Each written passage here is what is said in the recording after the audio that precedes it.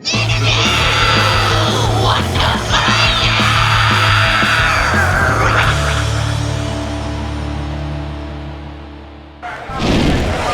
everyone, this is Fernanda, bassist and singer for Brazilian death metal band Crypta, and you're watching Interview Under Fire!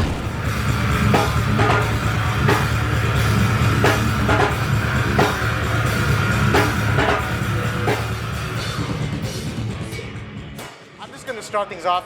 Fernanda, thank you so much for joining our IUF series today. This has been a long time coming. I've been wanting to get you guys on our show for a while. First things first, we got to talk about what just happened back there. Because first, I'm sorry. Welcome to Dallas, Texas, of course. Thank you. This is a highly anticipated tour for you and the girls from Crypta. Definitely. But you guys just played your set.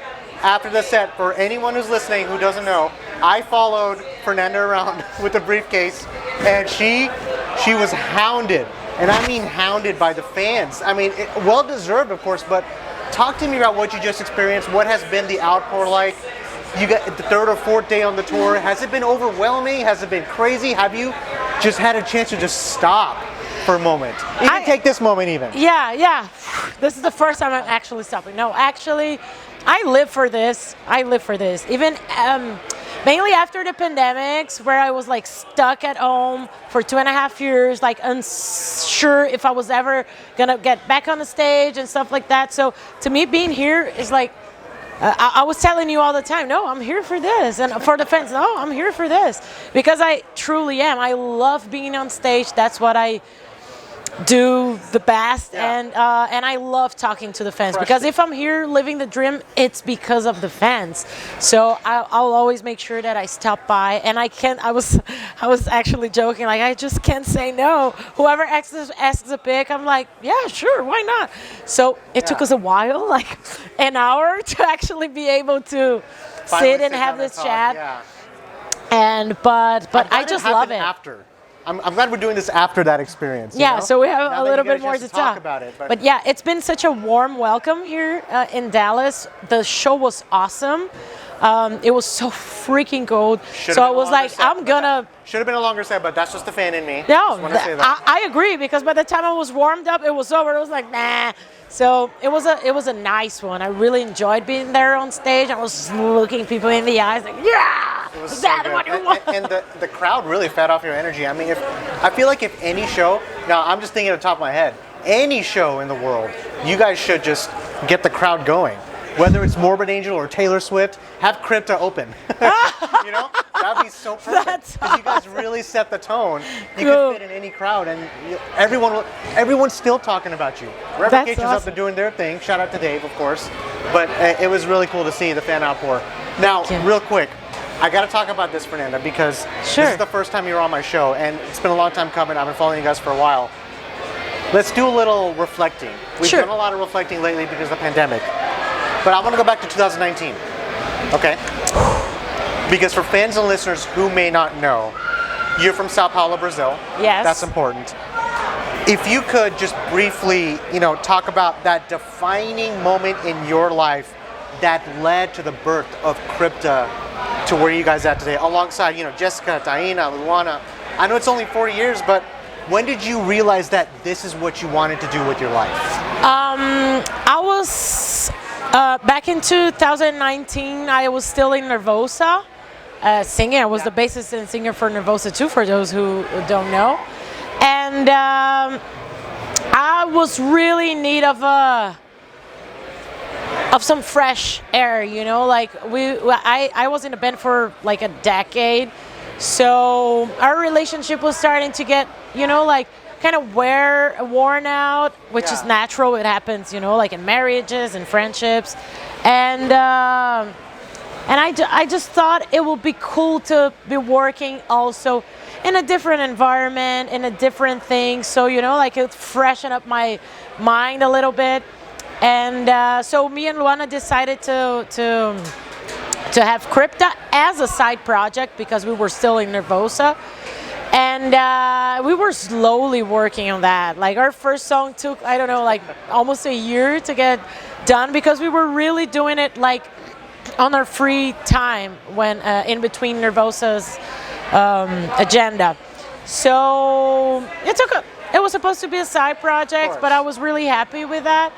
And but then things got more complicated, and I don't mean like in between me and Prica, but I mean for myself. It was like I knew time was coming for me to leave Nervosa. I knew it was gonna be the best for us and for Nervosa. And it was the toughest decision ever in my life.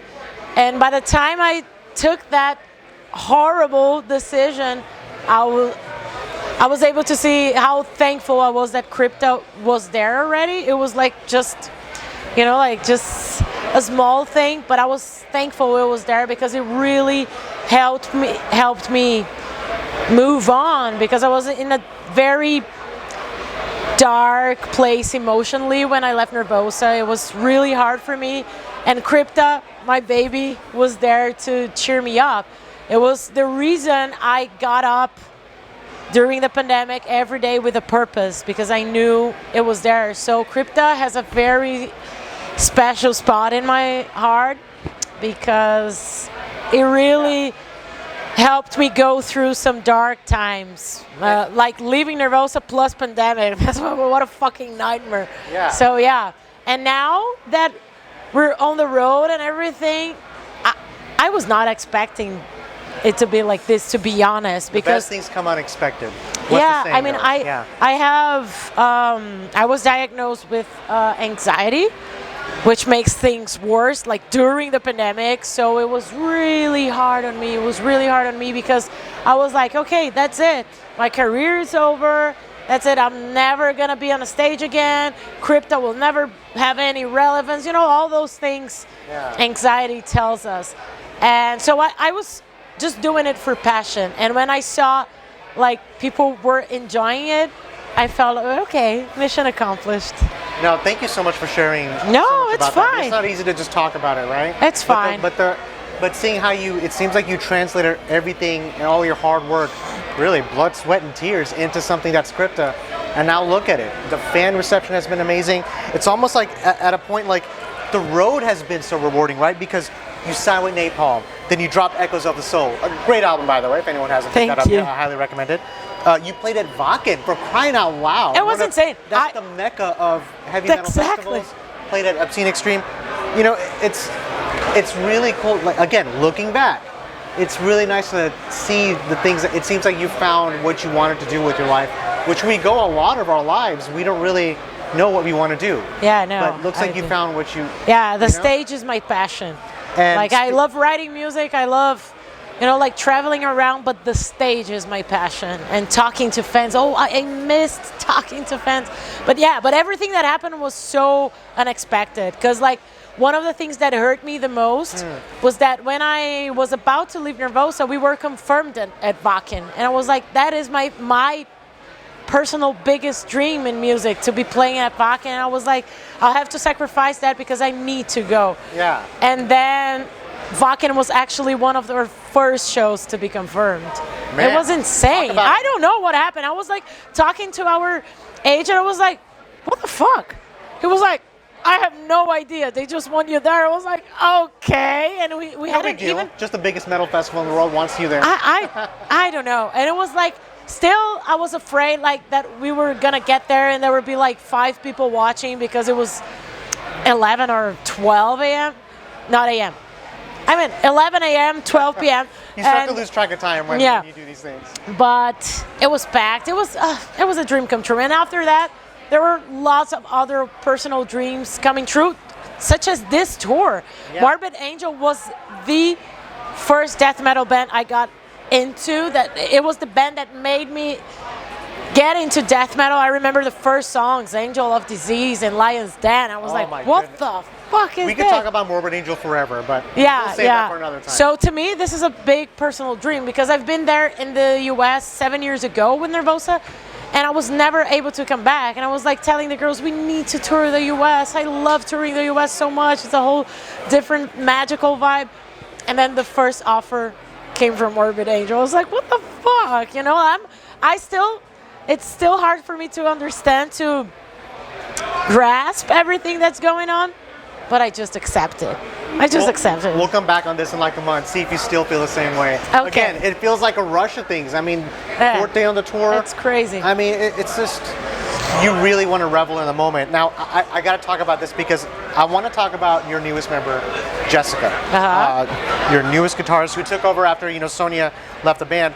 Talk about this for a minute because she absolutely destroyed the stage up there in a good way. What new element does Jessica bring or brought back into the lineup for Crypta that you guys may not have had before? Because it seems you guys have really found your chemistry not only on the album, even if you guys play the songs off of the album, you guys have found it and your personalities mesh on the stage. That's cool. Yeah, I think we've got so much with Jessica. She's an amazing player. Shout out to her. Yeah, she's got great stage performance too, and that to me is really important because I'm all about stage performance. I mean, I love to watch that. I love, I see, to me that's a very important deal, and she delivers it all, like musically, stage performance. And she's also very proactive. Yeah. So she's got in the band and she's helping with lots of stuff. So she's a great package. Let's put it this way. We're so happy to have her. Yeah, and like I said, I feel like this is the lineup that Crypta is meant to have. Now, a popular topic I always like to touch on with our awesome guests when they come to Texas, right? And this has been a popular destination stop for a lot of bands. Dave from Revocation, again, shout out to him. He always comes to Dallas. Revocation, they're amazing. The crowd has always been great. I know you guys are from Brazil, but when you hear the word Texas, we're gonna play a little fun game here. What comes to your mind when you hear that word? Is everything bigger? Is everything you dreamed it would be? Is everything, because people think about barbecue, the Dallas Cowboys, the Alamo. That's the thing. Like I knew Texas already from the tour 7 years ago. But before coming here, I have no idea what to expect except for what they sell in movies and stuff like that. So I don't want to sound ignorant or whatever, but I kind of was expecting some of that, but it's a whole different world. It's a whole different world from what is sold on TV and on the movies. I can speak for many Texans out there. They will believe Texas is its own world. You're going to go to California, to New York. Texas is a whole different world. I'm being biased, but I'm correct. Yeah, okay? but it's like, it's understandable. The same way, like when you say I'm from Brazil, people picture stuff, like on their mind about Brazil. That's not 100% what they'll get when they get there. For example, I live in São Paulo. There's over 20 million people living in São Paulo, and lots of people don't know about that. It's like a huge metropolis and stuff like that. So it's understandable, but I was really surprised when I got here for the first time. Now I'm used. I love the people here, the metalheads. The metal scene is fucking insane. So yeah. I love that you mentioned that. Of course, one of the biggest, influences on all of us as fans we grew up listening to is Pantera. Of course, shout out to Diamond Vinny. I was also expecting to meet Beyonce in Houston. Because I know she's from Houston. Who knows? But she lives in LA now. Yeah. Now, before we move on, I got one word for you, Buc-ee's. Have you heard of this word? Do you know what this is? Have you seen pictures of this gopher on the top of have you been there yet? Buc-ee's. Buc-ee's, yes. That is a popular destination for a lot of the bands that come through. They always ask about Buc-ee's. It's a museum. I know you guys are still in Texas for at least I think 1 or 2 more days. Yeah. Ask your TM, ask your anybody that you're touring with. Is it that place with the beaver? That's the beaver.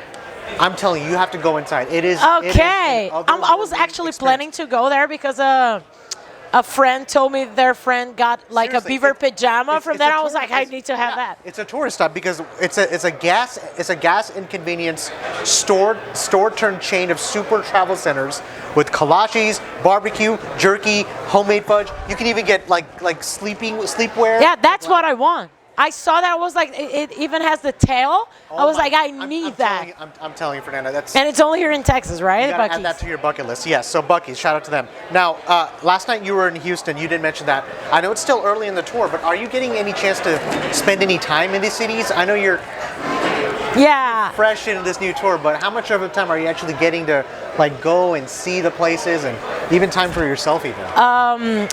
I'm very adventurous on tour. Yeah. But I also take lots of good care of me, especially after the anxiety thing. I know mental health has to come first. And for that, I need like good nights of sleep. I need meditation. I need yoga. I need healthy food. I do. So yeah, it's a whole thing.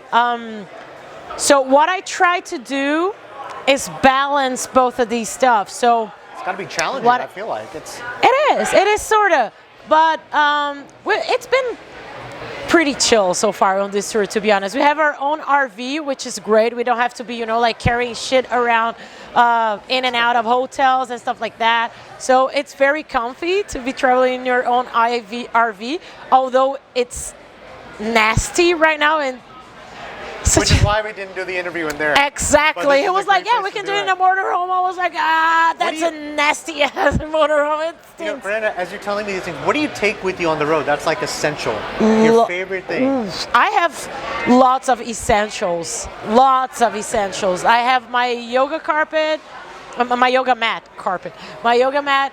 I have essential oils. I have products for curly hair because they're very specific.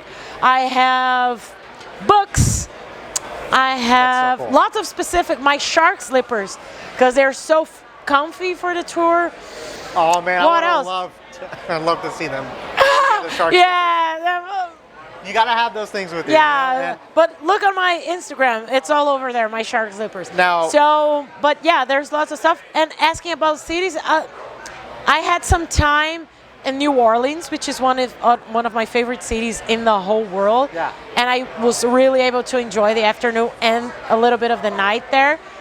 But now I'm focusing on sleeping more because we're gonna have a couple of long drives. But whenever we have time, I'll always go and be adventurous in the city. Even if it's just for an hour, I'll go get a vegan burger. I just want to feel the city. I'm never going to be one of those people who's going to be sitting in the dressing room.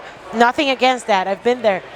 But now, mainly after the pandemic, it was like, when am I, who knows what's going to happen again? Like, I just want to enjoy because I don't know when I'm coming back here again. So I just want to live the moment. And this was something that was stripped away from us 3 years ago. I didn't know I'd be sitting here with you today. Exactly. I was so when you guys first put out, like the Crypta was coming out with the new music, oh, this is great. They're going to come to the U.S. Bam, everything stops. You guys dropped a new album. Oh my gosh, this is crazy. We got to get you on the show. And now here we are. Now, real quick, we mentioned it briefly. You're a vegan. I'm vegan. Is it challenging being on the road because you're vegan? Do you have to find certain places where you can actually maintain that diet? Yeah, but being vegan here in the U.S. compared to other places, pretty smooth. Because, you can just go what I'm doing just so you get a little bit of my routine. And I've been eating like pretty well. I mean, not the healthiest because I'm just You're just going to all fast food, like vegan fast food possible.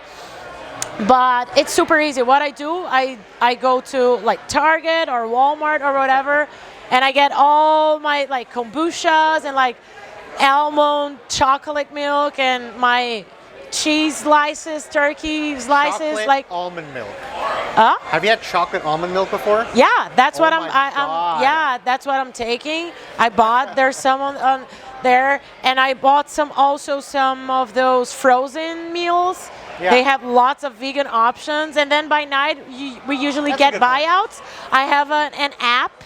Here's a tip for my vegan fellas. I have an app called Happy Cow, and it shows all the vegan options around you. So what I'm doing every night, I get my buyout, so I'll just walk around and find my vegan stuff. So it's been pretty easy, to be honest. But usually it's challenging. It's not as easy. For example, the whole band wants to go somewhere. They all eat meat. So they go to a place, and there's like French fries for me. So I'll have to, so I'll go somewhere else. And it's a bit of logistics, but I'm doing fine.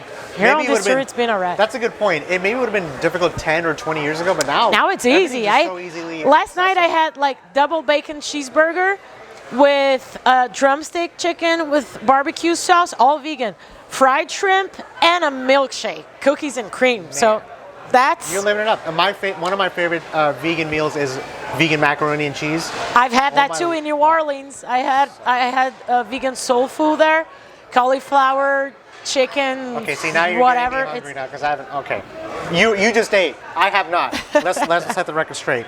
You know, now, you know, as we're talking here, it's amazing. I feel like we could talk for hours, by the way. And this current tour, by the way, this U.S. Tour of Terror, I feel like we haven't talked about it enough. Morbid Angel, Skeletal Remains, Revocation, and Vitriol is going to be joining later on. They're amazing, everyone. This is an important tour for a lot of death metal fans, I believe, because you got some veterans and some, you know, up-and-coming acts like yourselves, of course, from a whole movement of music. Yeah. You know, Fernanda, I ask a lot of questions about chemistry between different members of the same band, which we just talked about, you and the girls. But I want to talk about the different bands on this tour. Yeah. Because you guys really complement each other from one after the next. Crypta, The Skeletal Remains, Revocation, Morbid Angel. I mean, I'm a huge fan of all of them. Yeah, it's just, I think it's just this tour. It's going to please a lot of the fans, and you're probably going to see a lot more of this tomorrow. I hope so. I don't know if you're ready for it, but it's just, it's an amazing thing to see with this tour that's been happening. Yeah, it's amazing. Like yeah. I love it. I love the package. When we got invited, okay, there's this tour with Morbid Angel. I cried, and you know, like the whole thing. I was like, oh, I got all emotional. But then when they said like the other bands, I was like, this package is fucking sick, because it's like I'm a fan of most of the bands. Skeletal Remains, they were my reference for mix.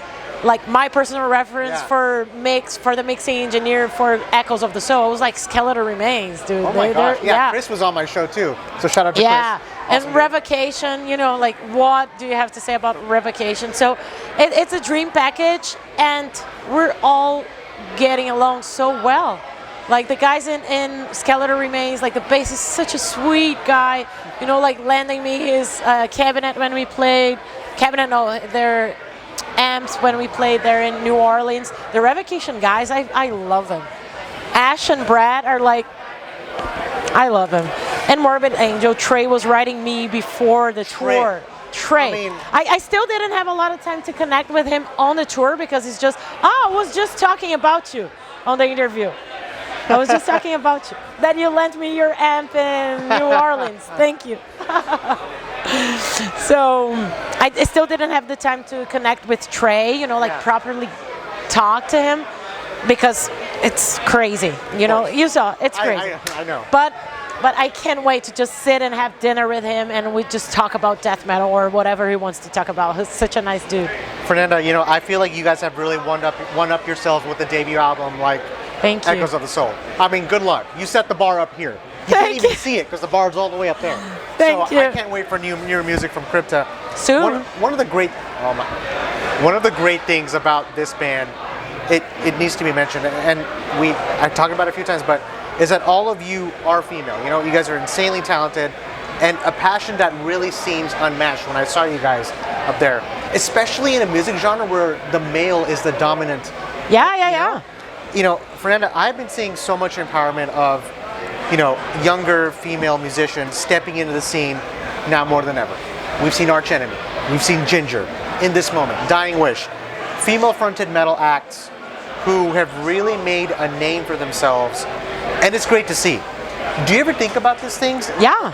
Being an influence and being an example for other women who are aspiring to come into the scene. Yeah, I mean, for years, because, you know, like I was in Nervosa before, which is also an all-girl act. Of course, yeah. But for years I was too humble about this. Like, nah, I don't think I'll ever influence anyone. But then, did you see how many girls were out there?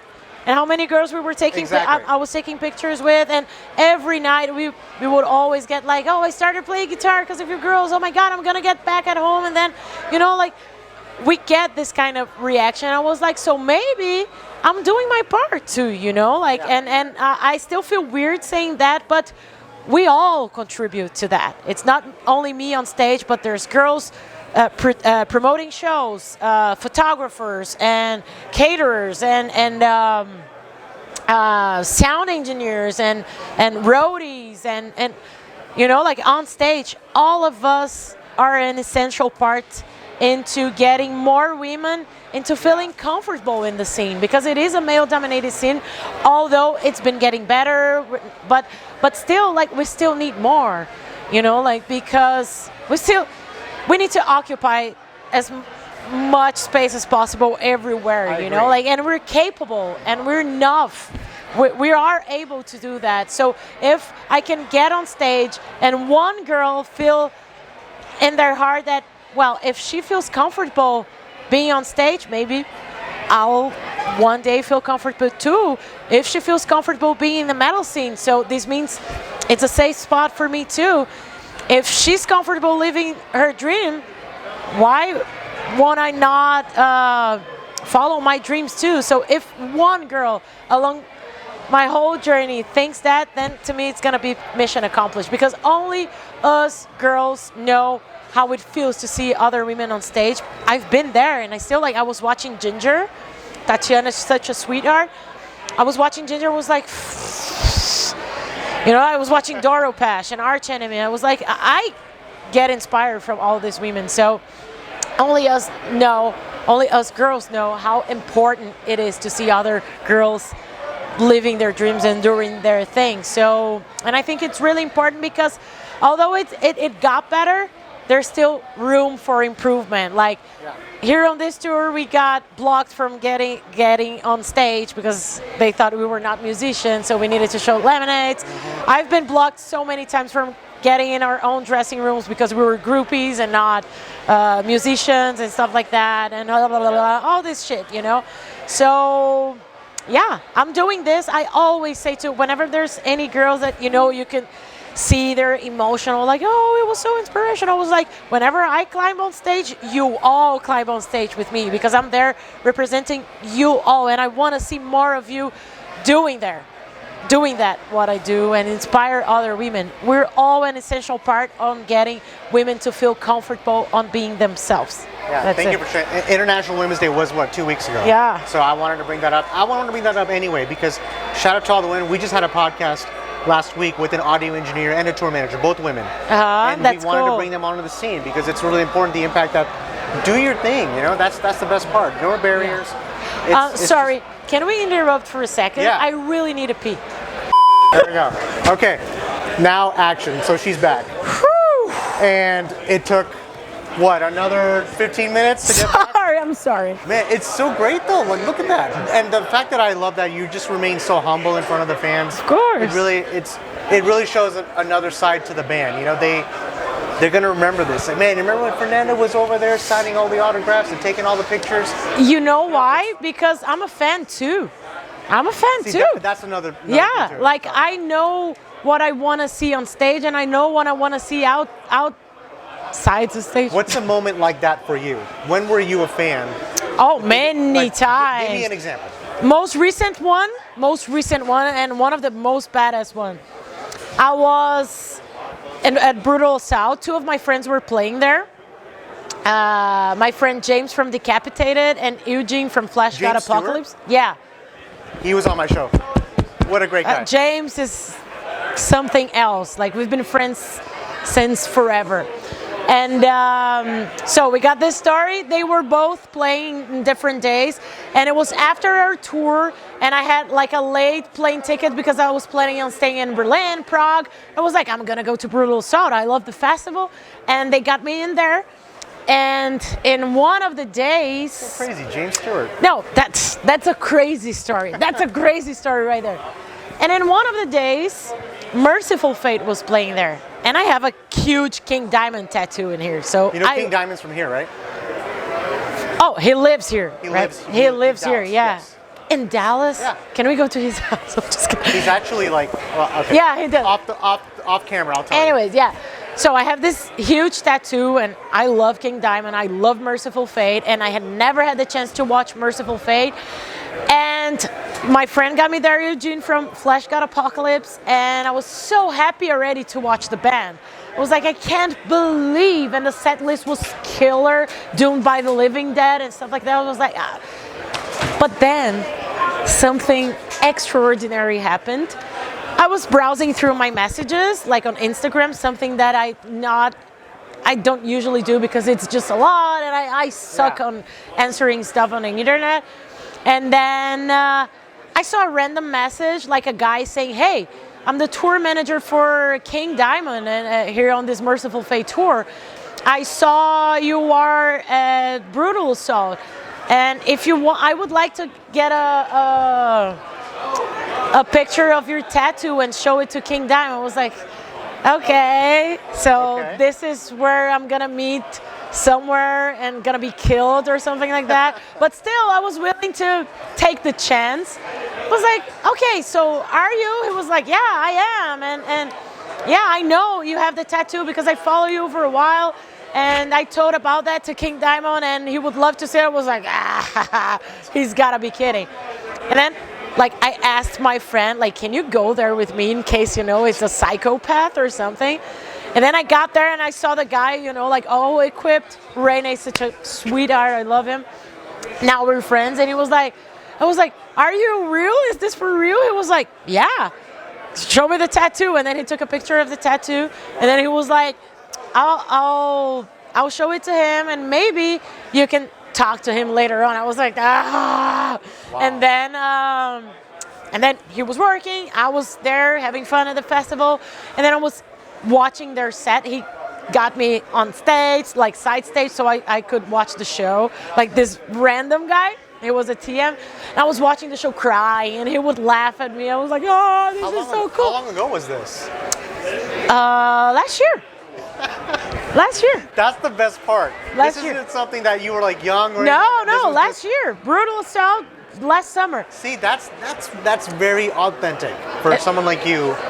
And it's because I'm a fan. I'm a fucking metalhead. Sometimes one of these days I was like Blind Guardian was playing, I was like jamming to it. Like which was the song? No, don't turn back. And I was listening to the song Banished from Sanctuary. I was like, damn, I really like metal. I'm such a metalhead. So yeah. And then the story's not over. I'll try to be quick because this is insane. And I was like there side stage, and and after that I was still like walking in the air, and I was eating food, and it was like the TM. He was like, 5 minutes. The king wants to talk to you. I was like, what? I almost threw up. I was like, what? And he was like, yeah, 5 minutes. Be ready. And then I just couldn't finish the food because I was all anxious. My reflex had attacked, and then like he took me to meet King Diamond. And I was trembling. I was like, I'm gonna die. This can't be possible. And then he took me there, and he was like, hey, nice to meet you. I heard you are in a band, right? You're a bass player for a band. I was like, yeah. Do you have a photo of this? They were twitching it live. I have lots of photos, but they were twitching it live, and I got some friends like, I saw you talking to King Diamond and stuff like that. That's insane. I can't even believe this to now. And then like King Diamond, like he's the king, and he was the most humble artist I ever met in my life. Like he noticed I was like, I couldn't speak. I was like, and he was like, okay, so then let me tell you a story about this ring. This ring I got when I went there. I was like, what the fuck? How can this be happening? And then I was like, he was breaking the ice, and then I got more comfortable. He was the nicest person ever. And he would be like, this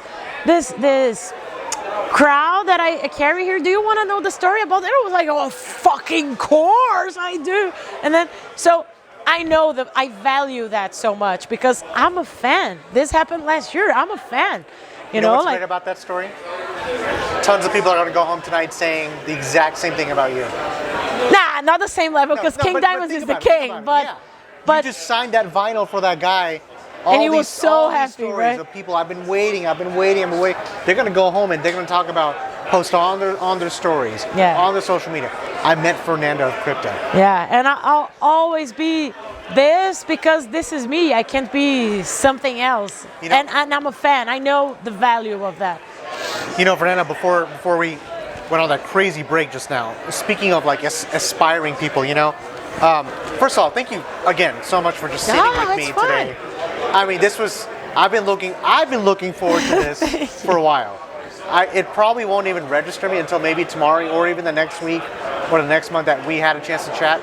I'm hoping we get to do this again. Of course. Whenever I'm here. We can talk about anything, I could talk for hours. My interviews are all long. I once had an interview that was 4 hours long. 4 hours? So we have what? We have 3.5 hours left to go. Okay. maybe we can beat it.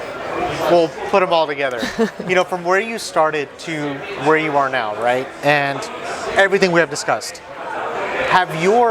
We talked about aspiring to become a musician. Have your aspirations changed or evolved since when you first started performing in the industry? Like, do you see things differently today? Definitely. Once I've been dreaming of being like a bass player in a band and a touring musician since I was a teenager, and I had aspirations, and then I got some of them, and then there were new ones, and then like Wacken is a good example. To me, that would be like that's crazy. That you've already played. Yeah, it's insane. I still can't believe it. Our agent doesn't understand. It's something else.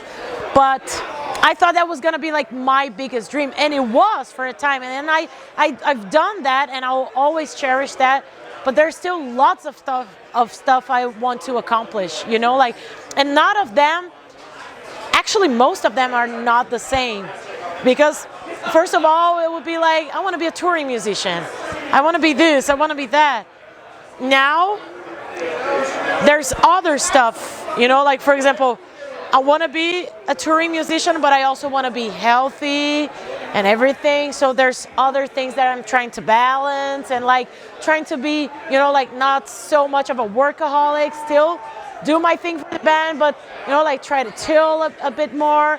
I want to start try and bring some new dialects into the metal scene. Like I'll talk about being vegan here. I'll talk about like not drinking alcohol here and there. I have other aspirations now that I have my humble space in metal.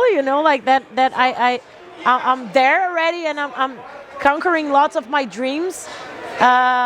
There's still other stuff I want to be doing with what I have right now. So, but it's ever changing. It's just adapts. Like, I'm a natural dreamer. I never stop dreaming. So, I'll have lots of stuff to fulfill. Yeah. And it's always nice to have something like that to look forward to. But Fernanda, thank you so much. Like, this has been it's a pleasure. Such an amazing time. That was amazing. I've never had. I'm sorry again for that. No, don't ever apologize. You can see my hand in there. Like I'm telling her, no. But the fact that I got to experience all that, it's really amazing. It really. I learned a lot about myself as much as I learned from my guests, and that's why I wanted to start this.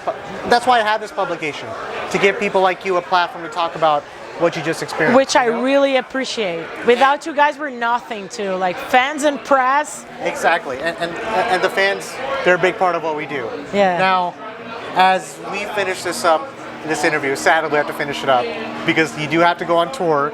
I'm gonna do a little fun part, okay? Oh my God! We're gonna do something here. We're gonna do something called. It's been a while since I did this in person. We're gonna do something called the lightning round. I'm gonna wait 2 seconds. I'm gonna go down the list. I'm gonna ask you a question. You just have to think quick on your feet. You have to pick one or the other. You got it? Okay. You got this? Okay, yeah, I got this. You're like sitting up and adjusting yourself. Yeah, it's because I've been there. It's always so hard because I want to over-explain my decisions. No, it's great. All right, some of them are very simple. Okay. Some of them are just downright stupid and silly. But that's the best part. Look, you're shaking your legs. You're fine. Don't worry about this. All right. What's the capital of Brazil? Oh, Brasilia. I actually didn't know that. Red or blue? Red. Vegan or meat? Vegan. Coffee or tea? Tea. I hate coffee. Cats or dogs? Cats. Star Wars or Harry Potter? Harry Potter. Okay, now we're in Texas. This is a popular question. Is it pecan pie or pecan pie? Pecan? Pecan. I say pecan. Pecan. It depends on where you're from in the States. I heard that some people, if you're from the Northeast like New York, you say pecan. Pecan? I'm like okay, whatever. Pecan sounds something else to me. Yeah. All right, Mexican food or Italian food? As much as I love Mexico, I'll go with Italian food. It's my favorite. Country or hip hop? Sorry? Country or hip hop? Country music or hip hop music? I think I'm more into hip hop. Ooh, you were thinking too. Look at that. Maybe there's some country in there. Okay, you're in Texas, so Halloween or Christmas? Halloween, of course. Los Angeles or New York? Excuse me. I'll pick Los Angeles because I didn't have the time to enjoy New York as much as I did LA, and I. Are you hitting both cities on this tour? Yeah. All right, we got to touch back on that. If you were to spend 1 day in the world of the last movie you watched, where would you be, and would you survive? Definitely. Last movie I watched, I think it was. Oh no! I was gonna say The Fabulous Destiny of Amélie Poulain. So it would be Paris, France. I love the city, but it's not that one. Wait a second. Give me a second. Oh, the last movie I watched was actually The Whale with Brendan Fraser. I saw that movie. What was the name of the city? Oh, the state he was in. It was not Ohio. It was Oregon. No, it was not Oregon. Was it Oregon? No, it was another one. And I was like, I remember clearly. It was not Oregon. Otherwise, I know I love Oregon. But I remember, I can't remember the what it was, which city it was. But I remember while watching the movie, because it rained all the fucking time during the movie. I remember thinking like, I would never live in this city. Like, it rains all the time. So here's the answer. I don't know what city that is. Yeah. I'm sorry, but I don't think I would survive. Too much rain. For what it's worth, Brendan Fraser just got an Oscar for Best Actor. So yeah, that's a great he deserved movie. It. Would you rather be able to move things with your mind or know the future? Oh, wow. Move things with my mind. Yeah. Because about the future, I'm a tarot reader. So. What did we just talk about the entire theme? Everything came unexpected, right? Yeah. That's the best part. Yeah. Okay. Would you rather be able to speak every language in the world or be able to talk to animals? Be able to talk to animals, of course. I've had guests come on my show and tell me, well, I talk to my dogs and cats, so... Yeah, I do already, exactly. Speak every language in the world, so... Yeah, that's what I'm saying. Like I do it. Every pet I'm like, oh, how are you doing today? All right, last question to end this interview, and I love this question. There's a time machine in front of you, Fernanda, okay? A time machine. Think about this. The destination is the first concert you've ever attended. Where are you? And what do you remember the most about this day? And do you take the trip?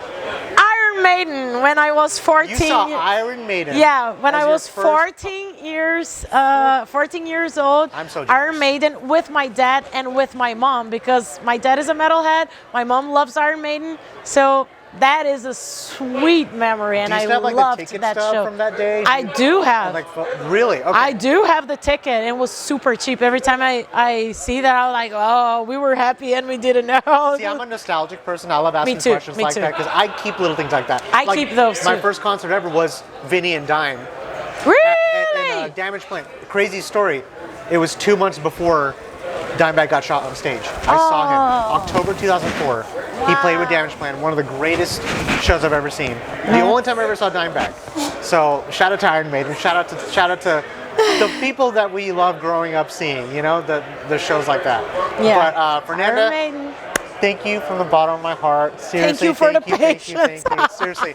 Seriously, I feel like we could have done like a podcast version of this. Definitely. But do you have any just last words, any shout outs, anything else you'd like to plug and mention as far as the tour, Crypta, the new album? Sure. I know you got new music coming out, so the floor is yours, however you want to close it out. First of all, thank you for allowing me to be talking all sorts of stuff here. I really love that. And going around this entire place. And thank you for the patience. I was literally her PR, like I was like a public assistant. That was crazy. Yeah, that was something like that. Maybe we'll do it again. Who knows? Thank you so much for everyone watching. Oh, stay tuned because we'll soon release a new album. It's being mixed as we speak.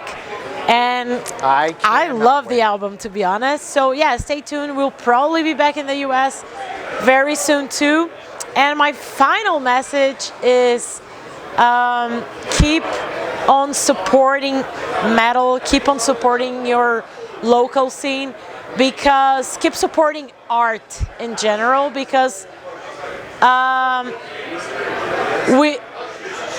all of us, like during the pandemics, it was difficult times, and we noticed that we while we were quarantined, we were able to live without many things, right? Without going to our favorite restaurant, but we wouldn't survive a day without art. We all listen to music every day. We all read a book. We all watched a movie, and shit would have been way too darker without art during that period. So what I want to say is keep supporting art, keep supporting your local bands and supporting metal, because we know this whole thing, art can help us navigate through dark times. So that's my final message. Well said, Fernanda. Go crush it on this tour.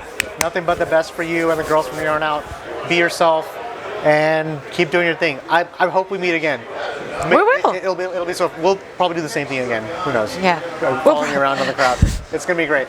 But go crush it. Have a great rest of the tour. We'll do. Okay? Yeah. Thank you all. Thank you.